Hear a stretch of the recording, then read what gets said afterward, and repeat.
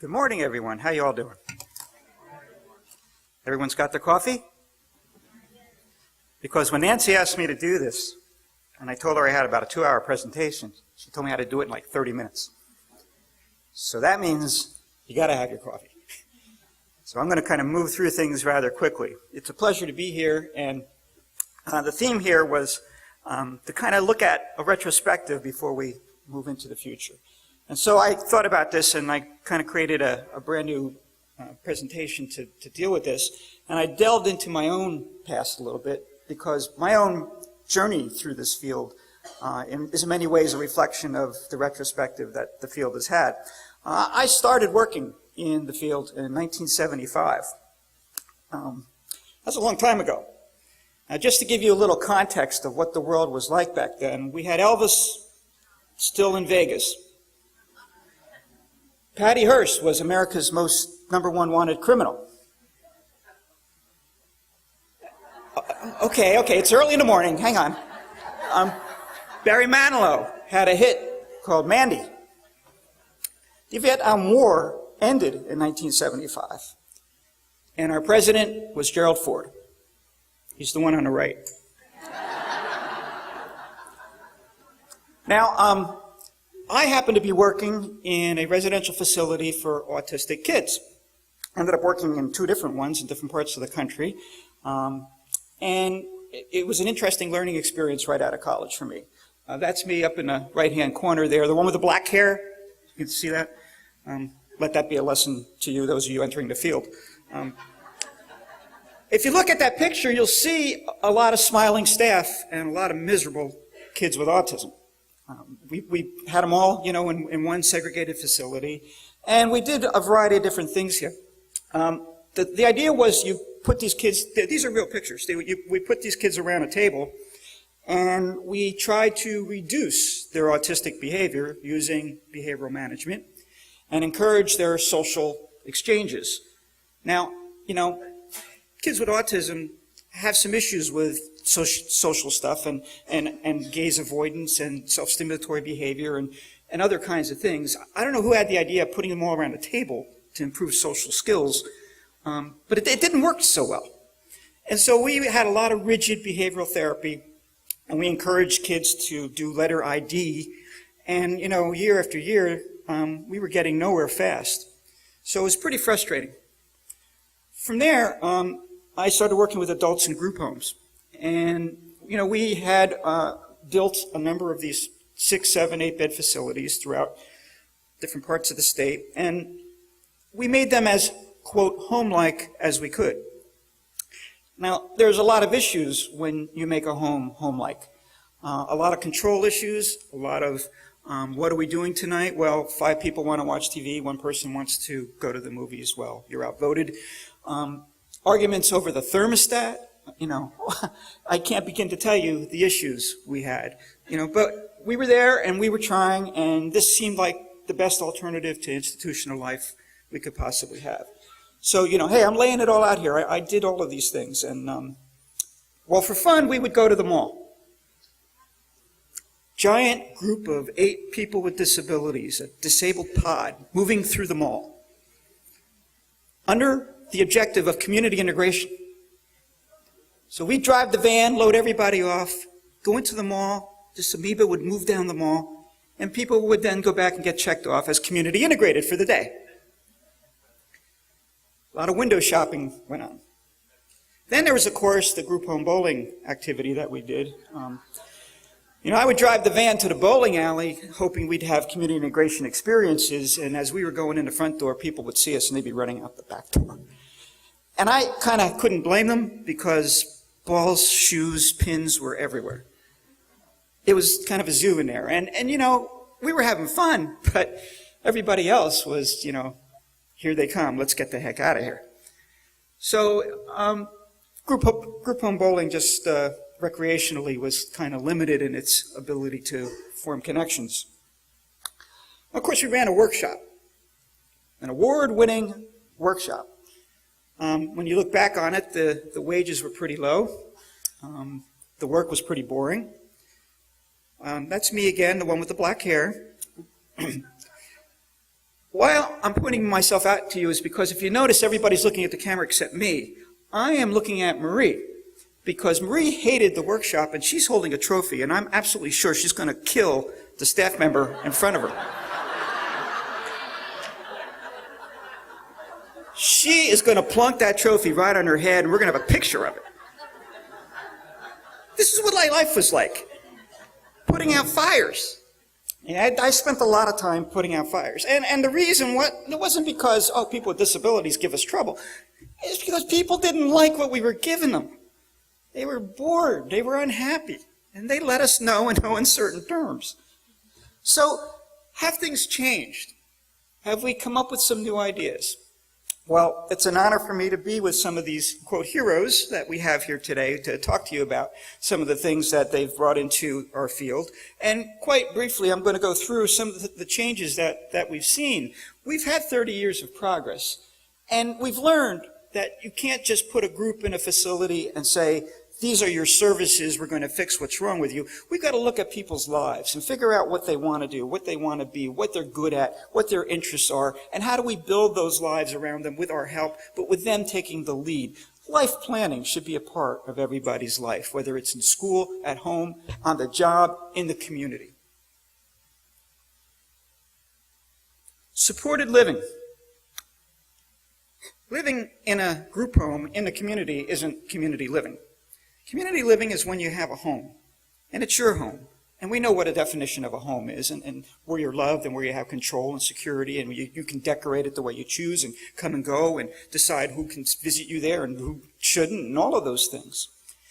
And we've learned that with supports, people can have those kinds of homes. There's no reason why. And it doesn't cost any more than many of the residential services we're doing. People can work in real meaningful jobs. They don't need lifelong training. People can get supports from within the natural environment with which they find themselves. And again, whether it's a neighborhood, a workplace, an association, whatever is relevant, there are people there ready to stand and say, what do you need to make this work? You don't have to have a professional degree to help somebody survive on a job. You guys do it to each other all the time. We learned that the kinds of supports and services that people should have should be based in the community. You don't get ready for the community in a simulated community. You learn where you're going to need the skill. But then we also learned that just being in the community isn't enough. There needs to be an inclusion, relationships, associations, social capital.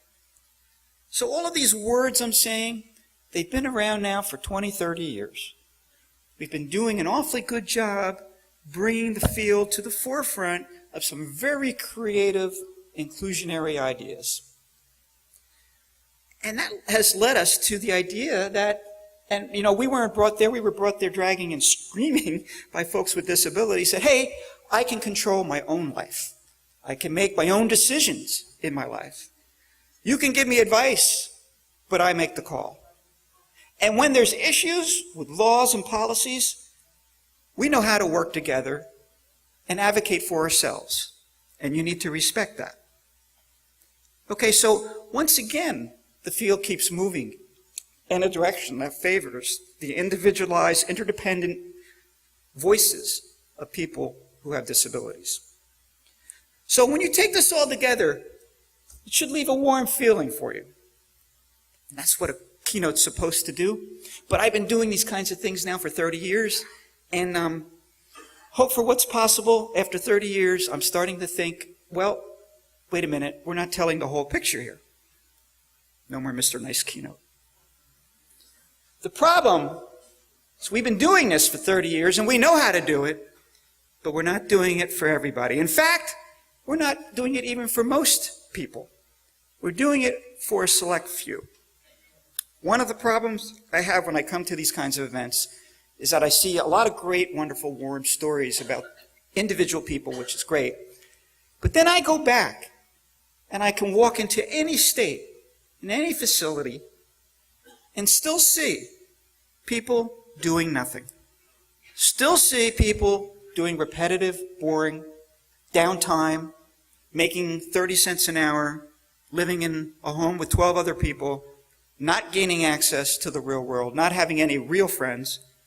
And I'm thinking, what's happened for her? What's happened for him? Why is it taking so long? So a little kick in the pants to go back to reality here. We have these great ideas, but as you all know, we still have over 30,000 people today living in institutions who don't need to be there. Got 10 states who have managed to close, District of Columbia as well. A lot of other states are making moves in that direction. We're seeing some recent moves in places like Illinois, New Jersey to downsize. But we'll still see things like this. Because when it was announced in New Jersey that Vineland Developmental Center was going to close, there was an outcry and a protest primarily from the staff who worked there. Now, I understand they're concerned about their jobs. But the bottom line message is we need to keep these people in prison so we have a job. I don't think that's appropriately the rationale we need as we help move people to live lives in the community. Supported living and residential services, the majority of people in our service system today are still in congregate facilities. Now, when you get into the smaller size, sure, supported living is growing and growing at a relatively decent clip. But before we congratulate ourselves, understand that we still have thousands and thousands of people who are stuck in congregate facilities who don't need to be there. A lot of work to be done in that arena. Then there's the waiting lists. My state of Florida currently has a huge waiting list. Some people have been on it 5 years after graduation from school and are still waiting. And nationally, the latest numbers I've seen are 250,000 people. 250,000 people waiting for some sort of assistance and support. So politically, we have a lot of work to do to make those kind of services available to people.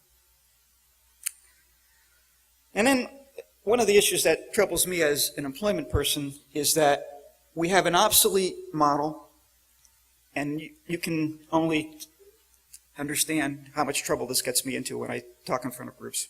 But 4 out of 5 people with developmental disabilities right now are being served in facility-based employment training programs. 4 out of 5. Now, if you look at the data, and you take a look here, you'll see at one point we had day programs, and this is in the early 90s, and you'll see the acceleration in the red there kind of going down in terms of the growth. And the blue line is supported employment, placement and supported employment. And for the first time in history, supported employment growth exceeded day program growth in the early 90s. And if we were to extrapolate that curve, and we all sat down and did it, and there's the day program, there's the supported employment program, we saw the lines were merging. So we projected out in 5 years, it was going to be close. In 10 years, the lines would meet, and we'd have as many people going into supported employment as we would in segregated programs. And at that point, we'd have to have the beginning of systems change, because we'd be seeing more people entering one and then the other. Did that happen? Absolutely not. The lines tended to parallel, and then they actually started to diverge even more. And so now what we have is far more people entering into segregated facilities every day than in supported employment, which means, people, the problem grows larger every single day. Every day, it gets bigger and bigger. More people are ended up in isolated, facility-based, low-paying jobs as opposed to somebody getting a real job in the community. This is very frustrating. So where are we today? Again, 1 in 4. Small number of people in supported employment, large number of people in shelter work, rehabilitation. And then there's a whole group of other people who are in other, quote, day service models that are getting no employment services at all.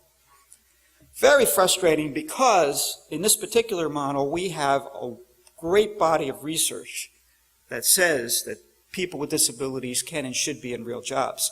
So what's the problem? Well, back in my day, the system required you had to be ready. You had to prove yourself to be eligible for supported employment. And we let them prove that. We gave people pegboards to see how well they could put pegs in pegboards. And then we saw how fast they were. And that's our definition of productivity, how fast you can do a task we give you. Fortunately, we don't do that anymore. Oh, yeah, wait. We still do. This is why I love the Higgs boson. Didn't expect that, did you? How's DiLeo going to work the Higgs boson into this? Well, I've always been a science geek, and I just love the Higgs boson. Is like one of the most miraculous discoveries in science in the last 50 years. I'm not going to get into the technical issue, but what I loved about it most of all was watching the scientists debate whether or not it was there. And most scientists are pretty sure we were going to find it, but there's a small group of scientists who say it doesn't exist, you have no proof, and here's an alternative theoretical model that explains things the way without the Higgs boson. And then, year after year, they got closer, and finally they had the evidence that says, you know what, we got it. It's here, it validates the standard particle model of physics, and this is the way it is. What did those researchers who disagreed do? Did they fight on? Did they argue? Did they come on? No, they looked at the evidence and said, you're right, we were wrong, let's move on to a world that includes the Higgs boson. It's like, yeah. Do we do that in supported employment, disability services? When the research is in, do we say, you're right, let's move on, I was wrong? We fight till our dying, gasping breath. I don't want to believe it. Recent evidence, sheltered workers earn significantly less, cost nearly two and a half times more per person to serve than non-sheltered work peers. Now, this has been validated in dozens of studies. I'm just quoting a couple of them here. While what individuals learn in shelter workshops didn't improve their employability, it did appear then to make them more costly to train. And when you look at the outcome of sheltered employment and the average stay, the average person takes over 50 plus years to graduate into a job when you project placement rates. Enter at 22, exit at 72. Congratulations, you're now job ready. I want to retire. So, what are we doing about this? Well, the idea about employment first. You're all going to hear about employment first probably during this conference. Making employment the priority of all services, and many states are embracing that. I'm very excited about it. But, of course, one of the things that we all know has happened in the past is that we take a good idea and we get it into the bureaucracy and it gets morphed and perverted in some unnatural way and it gets spit out into something that sounds good but absolutely has no meaning behind it. We've seen this, and I'm sorry to say, guys, we've seen it in person-centered planning, we've seen it in natural supports, we've seen it in all kinds of things. Oh, we're having a person-centered planning meeting here at the school and the person isn't invited. How is that person-centered? Well, it's right here on our list. This is what we do. It's like, well, we're going to do this. Now, I want to tell you a couple of things how employment first came around. The state of Washington started this whole kind of ball rolling with their working age adult employment policy that said that we're going to move people into employment and we're going to do this as a policy. We're going to put funding behind it. And by God, they started to do that and wrote it into policy. And that was an announced policy that the state was going. Then the state of Vermont came along and said, not only that, we're going to stop funding sheltered workshops as of this date, and we're going to help everybody who runs one to get out of that model. And by God, they did that. And then they moved on to say, now we're going to stop funding group employment models, enclaves and crews, because we don't want to do that anymore. So we've got a couple of places that get it and are moving in that direction. Kansas has, within their legislative policy now, a statement on employment first. Now, again, the whole thing is how will this be implemented? Will it be rhetoric or will it be real? Because when you say we're going to give people employment first, there has to be some bite behind it. How will the funding work? The other thing that's happened is the National Disability Rights Network, one of my new favorite organizations, put out a report, a call to action, calling for the phasing out of subminimum wage and expanding community employment and ending segregated work. And they called it exploitation and neglected. Two words we don't like to hear in our field. And basically they're saying the time is now for this. We also have Olmstead.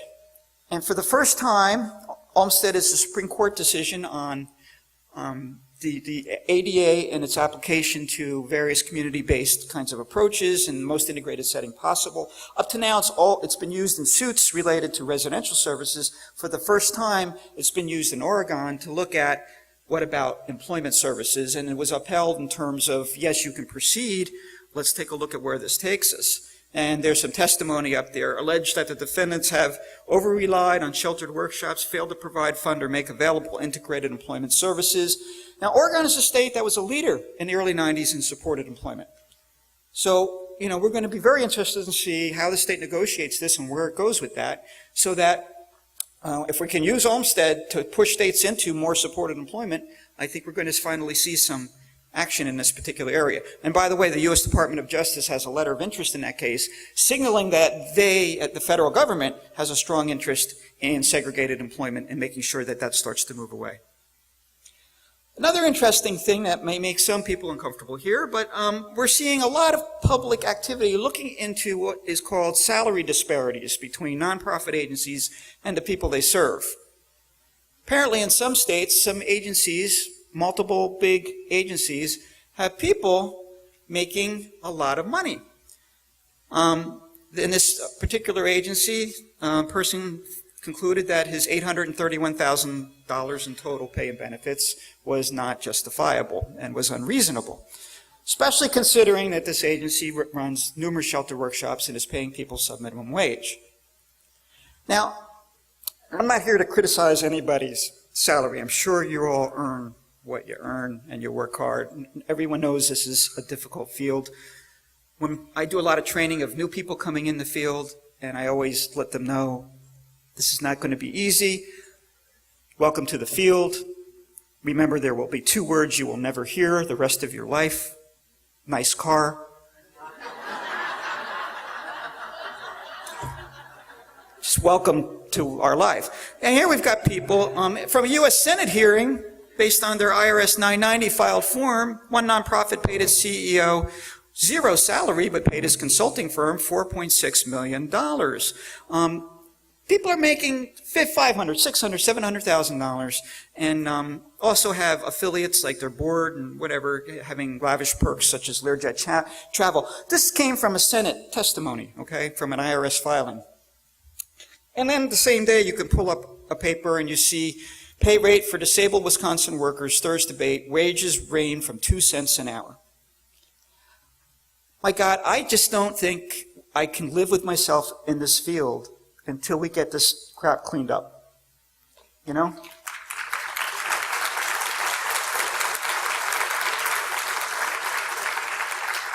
And so I'll let the government go after the people who are abusing the page scales, but I'm going to focus on the 2 cents an hour. And what I'm going to tell you is sub-minimum wage needs to end, and it needs to end in a phased-out, reasonable way, but it needs to begin right now. And the reason is we are looking at this in a very obsolete way around what is productivity. It used to be productivity is, here's a task, how fast can you go, and then we measure you, and if you can only go half as fast as somebody else, you get half of the prevailing weight. That is ridiculous, because what we know about productivity now is it's related not just to how fast you go, because how fast you go depends on, do you like the work? Are you good at the work? Are you well matched with the work? Are you supported on the job? Do you have the accommodations you need to get the work done? How is your health? How are the ergonomics? There's about 30 factors related to productivity. And if somebody's too slow, probably the thing to do is to start looking at those other factors and fix those things before you start cutting people's wages. So you can improve productivity in a variety of ways, and that's the first thing you do. If you can't find a job match where productivity meets expectations, then you better start looking for a better job, because you're probably throwing somebody in a bad job match, and that's why wages are so low. You can subsidize productivity in a whole host of ways by doing good accommodations for the individual through training, support, consultation, what have you, flexibility. You can also subsidize the employer, and I don't mean financially, by helping the employer with productivity kinds of approaches, better training, job coaching support, built-in accommodations that you can help provide. We have a lot of ways to solve productivity problems. The way we shouldn't solve it is to solve it on the backs of those who can least afford it, the workers with disabilities. So stop it now. Get on board. We need to end. And I'll tell you something. We just did a little poll, and 2/3 of the staff who support people with disabilities on the job say they support sub-minimum wage. So they don't even buy it yet. But when you talk to the people working, they've had it. You go to a bank and bring a check for 70 cents in and have it, signed by your employer. And have the bank teller look at you and know that this is what your worth was for the week. Why are we in this field? How can we possibly live with ourselves to do that? Then there's these things going on where we're still shocking people using a versus. So we need to get behind that one and get it stopped. That is beyond the pale. We know so much more about positive behavioral interventions and ways to deal with people who have challenging behavior. Repeatedly shocked as, quote, treatment is something that should not exist in this day and age. I'm not going to go on with that one. Sometimes it's the way we in our field portray people. This went on to educate people about autism, Asperger's, and it was a kind of an announcement that says, like a ransom letter. We have your son. We are destroying his ability for social interaction and driving him into a life of complete isolation. Sign, Asperger's syndrome. Going to build community inclusion and at the same time scare the beheebies out of people with ransom notes like this. No place for it. So I hope I've suitably depressed the entire audience for the next 2 days. That's not my intent. I guess when I knew I was coming and I only had a half hour, I wanted to reaffirm all the good stuff that we're doing, but not let the chance go this time to let you out of here feeling good. Because there's too much to do. I'm getting too old. We don't have the time I thought we used to have. And we're going in some ways backwards because segregated facilities are growing every day. So real quickly, what are we going to do about it? Freeze new segregated placements now. Simple. Just stop. Stop. Now, this takes courage. And it's really an interim step. I mean, Vermont said we're going to stop funding this in 2 years, period. I'm saying, okay, and in the meantime, stop putting new people into the model you're trying to get out of. Stop. It shouldn't be an option. Build a firewall to prevent reentry into any congregated facility once a person leaves. I've seen this happen in too many states. We are moving people out. 50% is our goal. Then they move 50% out, only to refill the place with another 200 million people. Well, there was an opening there. We couldn't let it go to waste. That's not systems change. Once you leave, the slot is gone. Goodbye. Otherwise, you won't have systems change. Need a firewall. Phase out using a reasonable timeline, sub-minimum wages. Get that on the books right now. We need a capacity building, supported employment, supported living, self-determination, life planning, which is what a lot of these conferences are about. But it can't be lip service. If you're going to get real about this, we need to give people the things they need to be able to do these things well with the right value base and the right kind of attitude. And we need to take our cues and help the people with disabilities who have trouble expressing their wants and desires because they've been told what to do for so long, to be able to do that. So we've got to get serious, and I'm sure the panel will have some ideas about, suggestions about how to do that. Also, from a global scale, launch marketing and education efforts to high priority audiences. Schools, families, employers say, here's where we're going. Trains leaving the station, get on board now. Your son, your daughter can work, can have a meaningful job. He can live in his or her own place with the kind of supports we can provide. He can have a real life and have friendships and relationships. He doesn't have to go group home bowling. Doesn't have to do that. We need national standards requiring each state to report clear service outcome data with funding consequences. I can't tell you how many states I've been in, they say, we do performance contracting. Well, this agency hasn't gotten people jobs in 4 years. How come you're letting them have the same budget? Well, there's nobody else to give it to. Well, that's not performance contracting, is it? And I've seen that happen over and over again. Wants me to rip my hair out. It's like, let's build something else if they won't change. Counter-arguments, real quickly. Hey, the system is evolving on its own. This one came out of a national advocacy organization after I contacted them to express my dismay over a letter they wrote to the U.S. Senate subcommittee about extending pre-vocational opportunities without time limits and several other items. And in their response to me and to others, they said, you need to leave the marketplace alone. I'm sorry that didn't show up. You need to leave the marketplace alone. It'll evolve on its own once people see all the choices that are out there. Hasn't happened, gang. The problem is people are stuck, don't ever get to see the choices, they're not educated to the choices, and the marketplace hasn't evolved on its own. It's like telling civil rights people, we're just going to leave it alone, and once people see how well people with African Americans or Hispanic people, whatever it is, how well they do on the job, it'll evolve on its own. I don't think so. Somebody needs to get off the back of the bus and move to the front. Somebody needs to do some civil disobedience. Somebody needs some law and some suits and some other things, or we're not getting anywhere.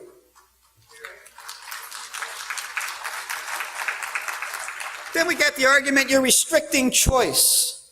You can't take away the institution, that restricts my choice. That's what governments do.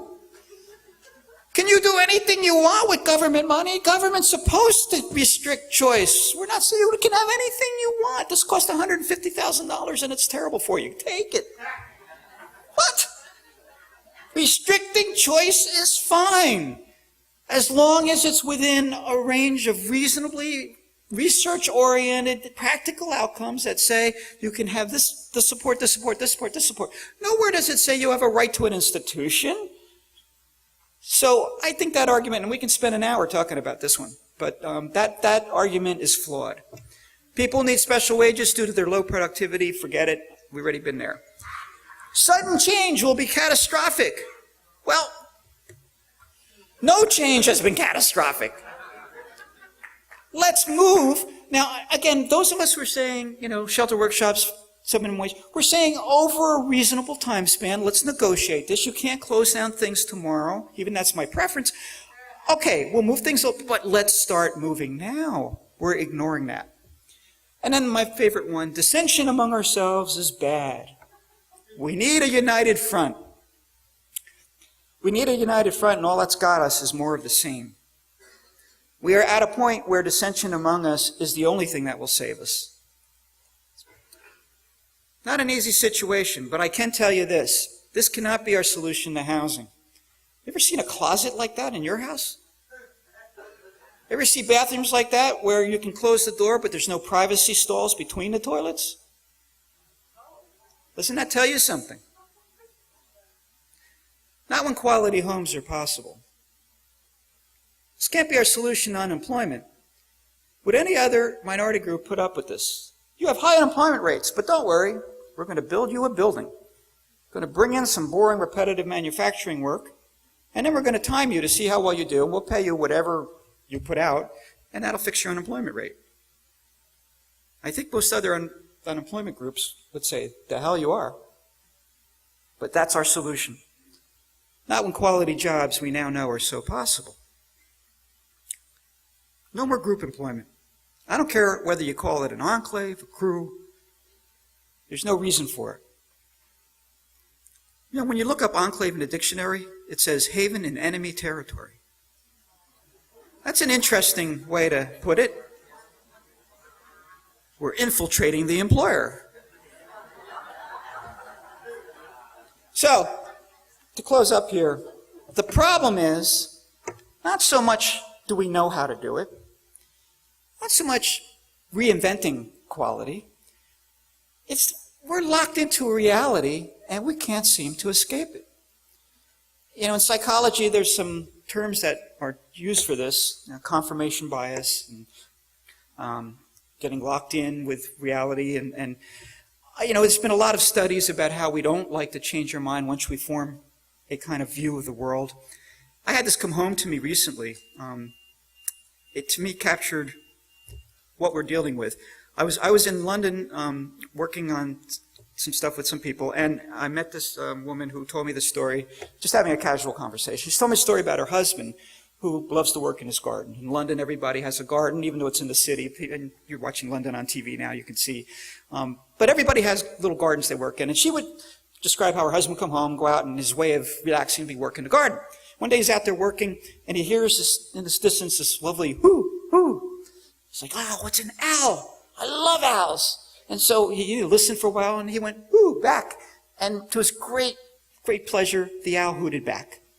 And he checked his watch, and he saw a time. And next day he came out at the same time, working his garden town, came, whoo, the owl, whoo. And this to him was his favorite part of the day. Every day after work, he'd run out into the garden, work for a while, and the time would come, and he'd hoot at the owl. Owl would hoot back. Just made his day. And so his wife was telling me that one day, ladies gathered for tea there in London, and they were having this little discussion, and she told a story. And the woman looking at her next to her with her eyes wide open said, what's wrong? She said, my husband does the exact same thing. Really? What time? It's the same time. You mean to say, yeah, these two guys have been hooting to each other for the last 6 months. So, interesting, because they went back to their husbands and they told them this, and they said, you're crazy. I know an owl when I hear one. And they dismissed their wives, and the wives were like, let him go. It keeps them happy. Keeps her out of my hair. So they just denied the reality. They didn't even want to be confronted with it. They're still out there hooting to each other. That is being locked into your reality. And I would suggest to you that we're all a bunch of owls hooting to each other. We are not looking at the reality. And until we break out of this mindset, we are not going to be looking at the reality. We've got to get the locks off. And I would ask you, with all due respect to the conference and what it's all about, I would close by saying, maybe it's time to rethink whether or not we need to reinvent quality. Maybe it's time to put our minds together to implement the quality we already have. Maybe we need to make sure what we've learned about quality gets to everyone. I hope you have a great conference. Thank you very much.